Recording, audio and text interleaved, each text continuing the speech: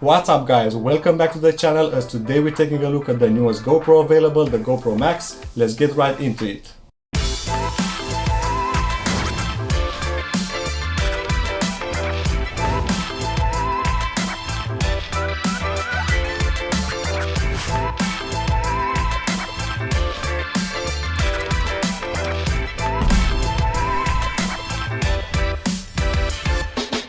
The GoPro MAX is the newest GoPro in the series, but is it also the most advanced?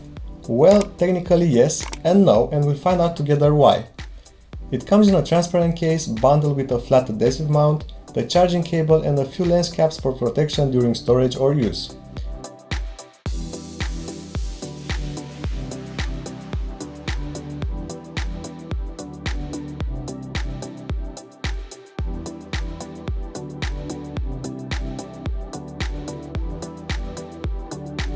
There is also a soft microfiber bag included. On the other side of the box we find the manual and safety leaflets.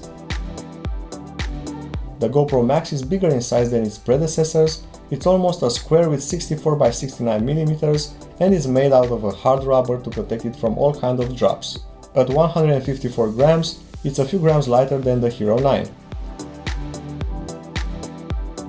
On the bottom there is of course the mount support, and I'm not sure if it's made out of plastic or metal, but it does snap in place like a magnet, which is a nice touch. It's a little bit unstable as it permits more flex while it's mounted, so I think the one on the GoPro 7 was better.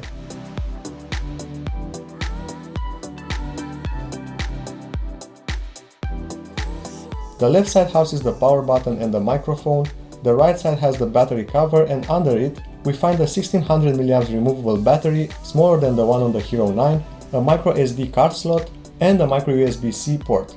It's kind of hard to open it now that I have used it underwater. I think it may be because of the salt stuck in there. On the top we find only the recording button. The battery on the Max does last longer than the one on the Hero 8, which had a 1200 mAh battery, and that's a big plus. I did not manage to discharge it the whole day at the beach. The front has the classic GoPro logo and houses one of the cameras, an additional microphone and also a status LED. On the back we have the second camera, another microphone and the touchscreen, which is smaller than the one on the Hero 9. Having two cameras, the Max is capable of recording 5.6K 360-degree videos. Let's take a look at the menu. It's really easy to operate, but the touchscreen does miss some of my taps and works slower than it did on the GoPro 8, maybe because it uses the same 3 generations old CPU. It does work flawlessly with wet hands in my experience. The menu is structured into time-lapse, video and photo, each with its various resolution settings. You have also the option to select a different field of view, and you can choose from narrow, linear, wide and max super view at 13mm.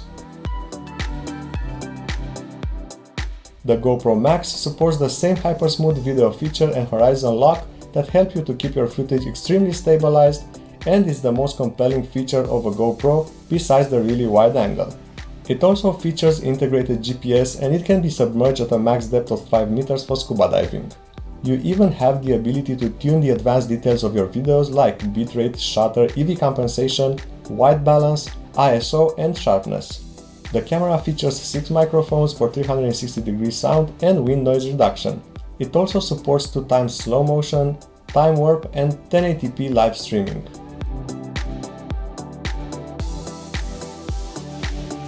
The Max's 360 footage is truly amazing and has a huge creative potential, capturing the camera's entire environment at once rather than just what's directly in front of it. While the 360 footage can only be viewed via the GoPro app or a VR headset, you can output conventional videos from the app and you can change the point of view. Speaking of the GoPro app, it's really easy to use and it's fast to load previews or transfer the files from the camera via Wi-Fi. Unfortunately, the conventional video capture is limited to only 1440p or 30 fps, and it's not real 1440p as it's a 4:3 aspect ratio, or you can shoot in 1080p at 60 fps in a 16:9 wide ratio. The Hero 9 offers true 5K video at 30 fps and, like the Hero 8 Black, 4K at 60 fps. The Max also supports 16 megapixel 360-degree photos, but again you are limited for conventional photos to just 5 megapixels instead of Hero 8 Black's maximum resolution of 12 megapixel and the Hero 9 Black's 20 megapixels. So if you're not into 360 photos and videos creation, you are better off getting a Hero Black for better resolutions and higher quality photos and videos. I took the GoPro MAX last week to Sardinia, Italy, so let's see some real footage with it in action.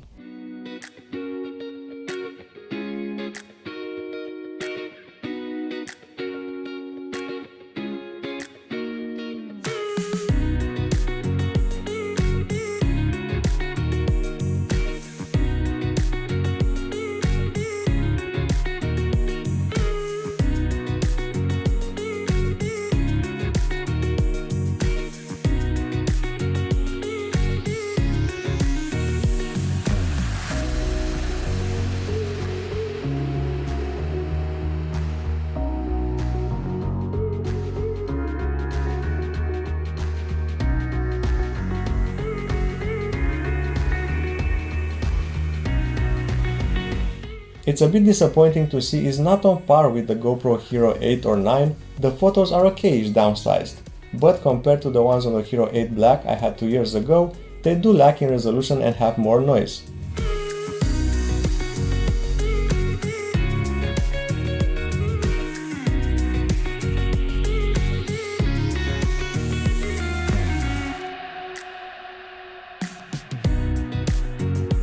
The videos are another story.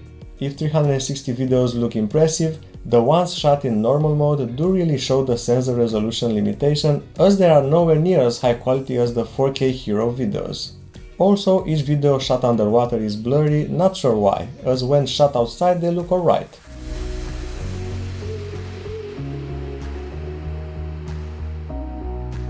Check out the comparison video with the one shot on Hero 8 Black in my Asia trip.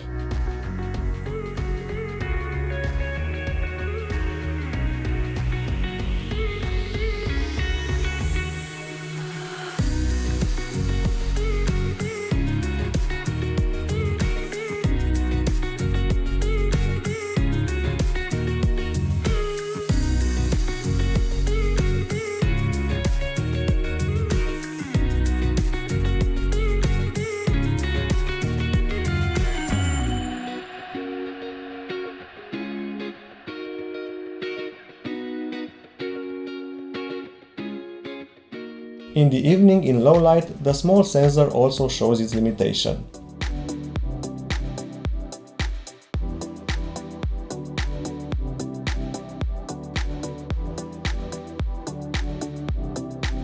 Let's now talk about the price.